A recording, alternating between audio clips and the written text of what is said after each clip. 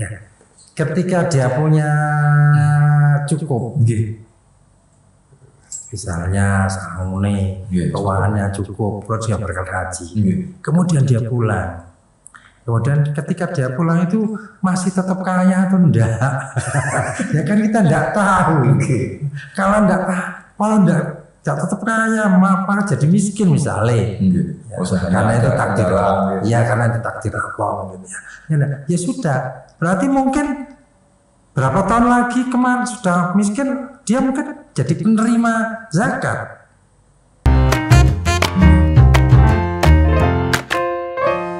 Assalamualaikum warahmatullahi wabarakatuh. Waalaikumsalam. Berjumpa lagi bersama saya Ferry Mahendra Kurniawan, host dari podcast Warkop Pojok Kantor Kementerian Agama Kota Mojokerto. Sobat Kemenak sekalian, pada kesempatan ini saya bersama dengan salah seorang penyuluh agama Islam dari Kantor Urusan Agama Kecamatan Magersari. Beliau adalah Ustadz Ali Haidar. Assalamualaikum Ustadz, bagaimana kabarnya? Waalaikumsalam, alhamdulillah sehat walafiat. Alhamdulillah. Maka dia harus membayar zakat ketika sampai satu nisab dalam 1 tahun. Jadi panennya berapa kali dalam 1 tahun dikumpulkan, kalau sudah 1 nisab atau lebih maka dia harus berkewajiban zakat. Kalau gak bisa menghitung, monggo ke KUA, ke penyuluh, nanti akan dihitungkan. Dan Kemenak Kota Mojokerto sudah mengeluarkan seperti batas nisab. Kan dulunya kalau di Arab itu kan pakai miskol, pakai sok.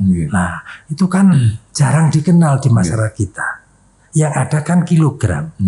Dan itu sudah dikonversi. Jadi berapa kilo batas nisabnya, berapa kilo. Kalau padi mungkin berapa kuintal. Berapa ton. Ya 14 kuintal, sekitar segitu. 15 kuintal. Terus bagaimana cara pengairannya? Pengairannya gratis atau beli? Nah, itu ada. Nah, ini monggo kalau memang belum bisa menghitung, monggo berhubungan dengan penyuluh agama atau ke KUA, silahkan. Ada yang menjadi peternak mungkin. Nah, peternak berapa nisabnya? Nah, itu sudah diterangkan di situ. Dan kalau mau ke KUA silahkan bisa. Mungkin dia berdagang. Nah, berdagang sekarang marak berdagang. Berdagang apapun. Nah, itu. Nah, itu juga ada nisabnya. Dan itu pun perhitungannya setahun sekali. Cuman kalau zakat fitrah itu di bulan Ramadan. Kalau zakat mal, zakat pertanian, ya 1 tahun. Tapi tidak harus Ramadan.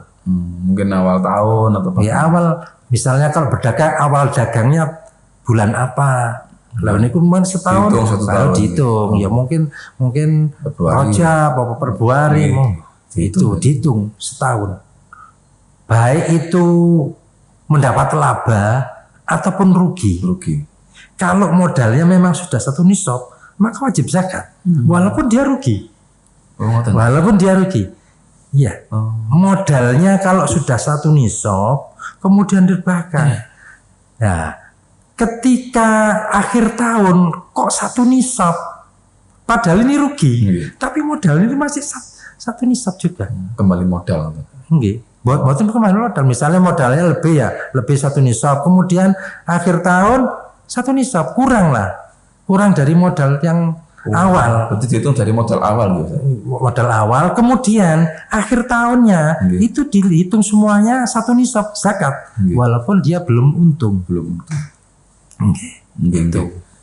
Sobat Kemenak sekalian, bagi sobat Kemenak yang ingin berkonsultasi menghitung zakat, baik itu zakat pertanian, zakat usaha, perdagangan dan lain sebagainya, bisa hadir di kantor Kementerian Agama Kota Mojokerto, dalam hal ini di seksi bimbingan masyarakat Islam atau di KUA, dari 3 KUA, Kecamatan Magersari, Kecamatan Pajut Kulon dan Kecamatan Keranggan. Atau juga bisa hadir di Badan Amil Zakat Nasional Kota Mojokerto. Jadi terkait zakat ini marilah kita sama-sama saling mengingatkan untuk memperhatikan karena ini wajib. Dan kita dari Kementerian Agama dalam hal ini penyuluh siap membantu sobat Kemenak sekalian dalam hal penghitungan zakat atau konsultasi monggo sehingga nanti bisa ada informasi yang benar terkait dengan zakat. Nggih Ustaz. Terkait dengan zakat tadi sudah ada gambaran bahwa setelah zakat atau setelah memenuhi nisab kita wajib zakat. Untuk perhitungannya nanti kan ada perhitungan-perhitungan secara khusus. Mungkin berapa nilainya, berapa persen seperti yang jenengan sampaikan, airnya dari mana, besarannya bagaimana, rugi atau tidak rugi itu panjang dan mungkin nanti bisa dibantu kalau ada yang ingin dihitungkan silakan hadir di Kemenak dan penyuluh siap melayani Ustaz. Nggih. Siap. Terus gini Ustaz, terkait yang zakat juga ada 8 asnaf. 8 orang yang berhak menerima zakat. Ini kemarin ada cerita yang lucu-lucu di masyarakat ketika kita pengajian. Loh, kalau saya punya utang itu kan termasuk 8 asnaf apa tidak, itu kan juga batasannya bagaimana, utangnya berapa atau bagaimana, nun sewu, kadar kemiskinan itu seperti apa sih sehingga orang berhak menerima. Ini kan sekarang ini kan orang-orang ini merasa kurang sehingga itu kan racu sekali. Nun sewu, mohon penjelasan Ustaz. Oke. Jadi zakat itu diberikan kepada 8 golongan yang sudah dinas oleh Quran. Innamas shadaqatu lil fuqara. Fakir. Orang fakir itu orang yang tidak punya pekerjaan dan tidak punya harta untuk kehidupannya. Yang fakir menikah. Iya, fakir. Jadi tidak punya apa-apa. Itu fakir. Terus penggawean gak duwe ya gak duwe. Gak punya warisan. Ya namanya itu gak punya. Ya uang apa itu warisan ataupun uang sendiri gak punya. Jadi gak punya pekerjaan tetap gak punya, modal uang sendiri juga gak punya. Fakir. Nah kalau miskin itu orang yang punya pekerjaan, tapi hasil dari kerjanya itu tidak mencukupi untuk kebutuhan sehari-hari keluarganya. Itu namanya miskin. Nah, kemudian amil adalah orang yang bertugas untuk menarik zakat dan membagikannya. Dan ini biasanya ditunjuk oleh pemerintah. Gak gawe dewe. Terus aku tak dadi amil lah. Ya nggak bisa seperti itu. Ya harus ada ditunjuk oleh pemerintah. Dia itu memang ya ini badan amil zakat seperti Basnas itu kan ada SK-nya yaitu nanti ngangkat orang lain yang pembantunya bisa itu berhak mendapatkan bagian dari zakat. Wal mu'allafati qulubuhum. Mu'allaf orang yang hatinya disenangkan. Maksudnya baru masuk Islam. Apapun keadaannya, meskipun dia kaya, meskipun dia kaya, diberi boleh. Wal mu'allafati qulubuhum. Wa fi riqab budak. Lah, pada zaman sekarang itu tidak ada perbudakan. Tidak ada perbudakan. Dulu itu ada yang namanya budak mukatab. Budak yang ada perjanjian dengan majikannya. Kalau kamu bisa mengumpulkan uang segini, maka kamu akan merdeka. Dikumpulkan lalu diberikan kepada majikannya. Itu mukatab dengan perjanjian yang sah. Itu nanti diberi uang zakat dengan harapan dia bisa merdeka. Tapi kalau budak itu adalah muslim, terutama yang perempuan.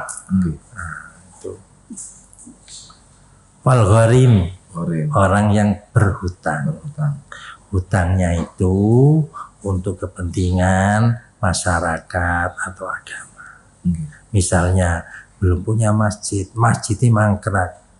Kalau tidak utang, gak jadi, gak dipakai, gak bisa dipakai masjid ini, maka dia berhutang untuk bangun. Atau mungkin ada dua kelompok bertengkar untuk mendamaikan butuh dana, bisa seperti itu. Terus dia hutang, nah diberikan ke sana dengan tanggungan dia. Bukan utang pribadi. Bukan. Ya mau nih kan pribadi. Ya, kita tapi yang nanggung. Iya, kita yang nanggung. Tapi untuk kita kepentingan agama. Untuk kepentingan masyarakat agama. Maka itu bisa diberi dengan uang zakat. Fisabilillah. Sabilillah, orang-orang yang berjalan berbuat untuk kepentingan agama. Biasanya kalau dulu zaman dulu itu orang yang berperang. Zaman dulu itu orang yang berperang sabilillah, tentara. Dia kan nggak dibayar itu. Kelas-kelasan. Nggak dibayar. Maka dia diberi bagian zakat. Ibnu Sabil. Nah, Ibnu Sabil. Ibnu Sabil itu orang yang bepergian, perginya bukan untuk maksiat, kemudian di tengah perjalanan bekalnya habis, ini bisa diberi zakat, uang zakat. Jadi uang zakat itu nanti dibagi 8, dikumpulkan, dibagi 8, kemudian setiap golongan diberi minimal 3 orang. Minimal 3 orang. Ya, kalau yang nggak ada, mungkin budak itu nggak ada, itu bisa ditasarufkan kepada yang lain. Yang lain yang mungkin yang lebih banyak, fakir lebih banyak, miskin ya bagiani budak tadi berikan ke sana. Sehingga itu jadi bisa menolong orang-orang yang membutuhkan itu zakat. Tepat sasaran. Iya, tepat sasaran. Itu yang milih ya ambil itu sendiri yang tahu. Karena dia diberi wewenang untuk menggunakan zakat itu, menasarufkan zakat dengan sebaik-baiknya. Jadi kalau zakat itu kan kita juga tahu zakat itu mensucikan harta kita. Ya. Artinya kan dengan zakat itu kita mengeluarkan yang bukan hak kita, mungkin kira-kira begitu. Jadi dengan zakat ini sebagai perwujudan kita ini seorang muslim tadi yang bisa di awal. Ustadz, kalau kita di yang berikutnya ini terkait haji. Haji ini kan hari-hari ini kan fenomenanya cukup menarik, Ustadz. Kan yang saya sampaikan banget haji tadi bilang mampu. Lah, kategori orang dianggap mampu ini kan juga kita tahu mungkin ada kategori nun sewu finansial, kategori fisik, mungkin keilmuan yang mampu dan segala macam. Itu kan bisa dijelaskan, Ustaz. Kalau orang bilang mungkin istitoah, mungkin bisa diterangkan, Ustaz. Jadi istitoah itu meliputi beberapa macam. Ada finansial. Jadi dia punya bekal, sangu untuk pergi ke sana, ke Mekah, terus biaya hidup di sana, sampai biaya pulang. Nah, kemudian juga dia harus punya keuangan untuk keluarga yang di rumah, yang ditinggalkan. Jadi bukan dia pergi ke sana terus keluarganya di sini kelaparan misalnya, nggak bisa cari makan ya apa gimana, nggak boleh itu, belum istitoah itu.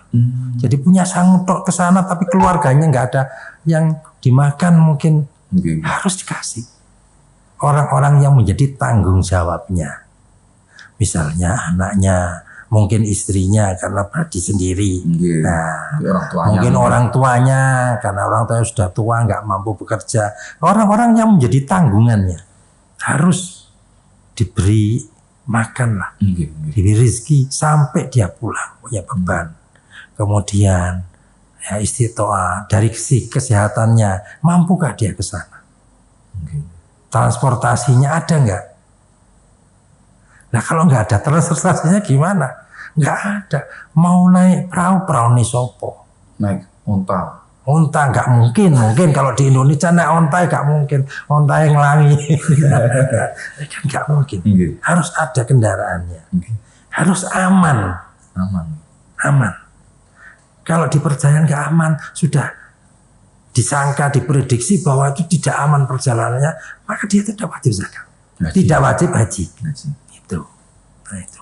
Jadi seperti itu. Jadi selain daripada finansial juga fisik. Kalau sekarang ini kan orang mungkin sudah punya uang, mungkin fisiknya juga alhamdulillah masih dalam kondisi kesehatan. Nah kadang-kadang kan belum daftar. Nah ini kan juga pikirannya kan hilapon. Apakah hal tersebut kemudian seperti yang jenengan sampaikan itu tetap berkewajiban kan kita untuk itu. Meskipun mampu tidak mampu tetap berkewajiban. Apa bagaimana Ustaz? Jadi semuanya berkewajiban, tapi punya syarat lain, harus mampu kan gitu. Nah sebelum dia mampu ya nggak apa-apa. Berarti belum ditunda sampai dia mampu. Ketika dia mampu, ya itu kewajibannya. Kemudian dia bayar, malu kemudian daftar tunggu, ya wes dinteni. Sabar. Iya, karena nggak mungkin kan ke sana semua. Ada panggilannya. Iya, ada panggilan. Tapi sudah menyelesaikan kewajibannya, sudah bayar dan sudah lunas, tinggal menunggu, tunggu panggilannya. Nah, itu. Nah ini kan orang-orang kan kadang-kadang Ustaz niat tidak tak nyelengi, kemudian secara finansial sudah terpenuhi dan dia bayar ke Kementerian Agama untuk pendaftaran haji, dia menunggu. Itu kan sebuah upaya, usaha kita untuk bagaimana bisa menunaikan rukun Islam tadi. Nah, jadi ketika haji ini kan salah satu yang poinnya kan di situ di istitoahnya. Kemudian ketika pulang, haji mabrur dan membawa kemanfaatan dan keberkahan bagi orang lain. Nah, ini kan seolah-olah ini menjadi sebuah kalau era sekarang haji ini sudah punya kemampuan, ngapunten dianggap mampu kaya dan itu kan pandangan yang cukup keliru mungkin. Ya. Ketika dia punya cukup, misalnya sangune, keuangannya cukup, terus dia berangkat haji, kemudian dia pulang. Kemudian ketika dia pulang itu masih tetap kaya atau enggak? Ya kan kita enggak tahu. Kalau enggak tetap kaya, apa jadi miskin misalnya. Ya, karena itu takdir Allah. Ya karena itu takdir Allah mungkin ya. Ya sudah. Berarti mungkin berapa tahun lagi kemarin sudah miskin, dia mungkin jadi penerima zakat. Bukan kaya lagi. Jadi alih status. Alih status. Tapi di masyarakat memang kalau sudah haji koyo sugih terus. Amin saja. Diaminkan saja enggak apa-apa. Ini keadaan masyarakat kita. Dan kalau sudah haji mungkin statusnya lebih naik. Secara sosial. Kayak keimanannya lebih kuat. Ini imami lah. Ya mungkin dikon imami rada. Ya semoga saja seperti itu. Karena kan dia sudah sempurna, sudah melakukan semuanya. Semoga menunjukkan hatinya yang mabrur. Terus terkait puasa tadi Ustaz, selain dengan dan menyampaikan selain puasa Ramadan, ada puasa sunnah yang lain. Tapi ada juga puasa yang wajib dikerjakan, ada puasa yang nadar. Untuk puasa Ramadan ini kan sebagaimana kita tahu dimulai dari imsak sampai kemudian maghrib. Syarat-syaratnya sudah tahu. Kemudian puasa yang sunnah yang lain-lain, terus ada puasa nadar. Untuk puasa ini Ustaz, kadang-kadang kan orang ini ngapunten orang-orang sukanya ngenyang. Aku gak sehat rek, enggak poso, gak kuat. Kita bayar kalau orang puasa itu?